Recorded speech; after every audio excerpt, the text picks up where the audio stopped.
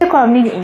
انا من الناس يعني اللي اتفرج عليا من زمان عارفني قوي، انا ما بحبش ريحه البق الوحشه خالص، فلازم فيديو كده كل فين وفين اقول لكم كده 4-5 تبس كده جداد انا جربتهم عشان انتوا تجربوهم وتخلوا ريحه بقكم او ريحه نفسكم حلو. مهما كنتوا بتغسلوا اسنانكم، مهما كنتوا بتعملوا في حاجات كده، لو انتوا عملتوها فوق الروتين بتاعكم بجد هتحسن شكل نفسكم وهتحسن بجد المنظر. حتى لما تقعدوا مع حد بجد النفس ده اهم حاجه، الواحد لما يتكلم كده اهم حاجه. لو انتي او مرايا بجد لو قعدتي مع حد ولقيتي ريحه نفسك وحشه، يعني بصراحه بالنسبه للراجل او الست فظيع فظيع فظيع. الموضوع ده بيضايقني جدا ومقرف جدا جدا جدا. اول حاجه انا بعملها هو اللسان، دي جديده انا ما كنتش بعملها خالص، وكنت بستعمل ظهر الفرشه كده. ظهر الفرشه عارفين بيبقى فيه منطقه للسان، دلوقتي بقى فيه فرشه مخصصه للسان. اللسان ده بيجمع بكتيريا ولازم تغسليه كويس جدا زي ما بتغسلي سنانك. سنانك طبعا بتتغسل مرتين في اليوم، وكمان الخيط على الاقل كل يومين بتعملي الخيط كده، بتجيبي الخيط بتاع السنان وتنضفي ما بين سنانك علشان الاكل ما بين السنان بيعمل بكتيريا. حتى لو غسلت سنانك الفرشه ما بتوصلش لاماكن معينه. هقول لكم تبسه حلوه قوي صغنونه كده، عارفين اي عصاير مصنعه اللي بتبقى في العلب اللي دي اشكالها حتى دلوقتي صورها على الشاشه، لو شربتيه وانت في الشارع بعد ساعه شمي بقك بيبقى ريحه بقك وحشه جدا جدا جدا. تجنبيهم على قد ما تقدري. الحاجات العبوات المقفوله عندي او رايحه حاجه اشربي من المكان، قولي له عايزه تعملهولي فريش من غير سكر، هيعمل لك الحاجه فريش من غير سكر، بتاخدي فايده اكبر ومتخليش ريحه البق وحشه. واهم حاجه بطلي تاخدي النفس من بقك. في ناس كتير بشوفها ما بياخدوش النفس من مناخيرهم وبياخدوا النفس من بقهم،